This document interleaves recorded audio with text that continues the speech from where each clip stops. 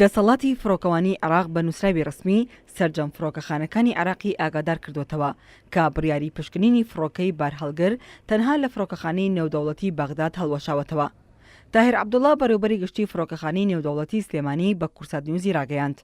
دەسەڵاتی فڕۆکەوانی عێراق بە نووسراوی ڕسمی ئاگاداری کردوونەتەوە کە ئەو بڕیارەی تایبەت بوو بە هەموو فڕۆکەیەکی بارهەڵگر لە فڕۆکەخانەی نێودەوڵەتی بەغداد پشکنینی بۆ بکرێت و دواتر بڕوات بەرەو فڕۆکەخانەی مەبەست هەڵوەشاوەتەوە و کاری پێناکرێت.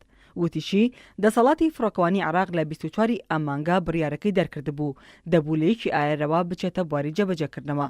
بەپێی بڕیارەکەش دەبوو سەرجەم فڕۆکە بارهەڵگرەکان بۆ هەر فڕۆکەخانەیەکی عێراق بچن سەرەتا لە فڕۆکەخانەی نێودەوڵەتی بەغداد بنیشنەوە و پشکنینیان بۆ بکرێت و دواتر بڕۆن بۆ ئەو فڕۆکەخانەیە کە گەشتەکەی بۆرەکرابوو.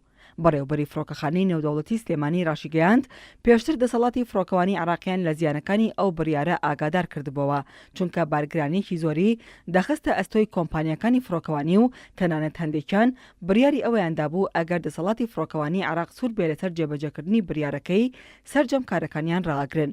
لەلایەکی تریشەوە ئومێد محەممەد وتەبێژی وەزارەتی گواستنەوەی حکوومەتی هەرێمی کوردستان لە لێدوانێکیدا بۆ کورسات نیوز وتی جێبەجێکردنی ئەو بڕیارەی دەسەڵاتی فڕۆکەوانی کە سەر بە وەزارەتی گواستنەوەی عێراقا زیانێکی زۆری بۆ کۆمپانیەکانی فڕۆکەوانی دەبوو چونکە لە هەموو ڕوویەکەوە ئاستەنگ و کێشەی بۆ کۆمپانیەکان دروست دەکرد.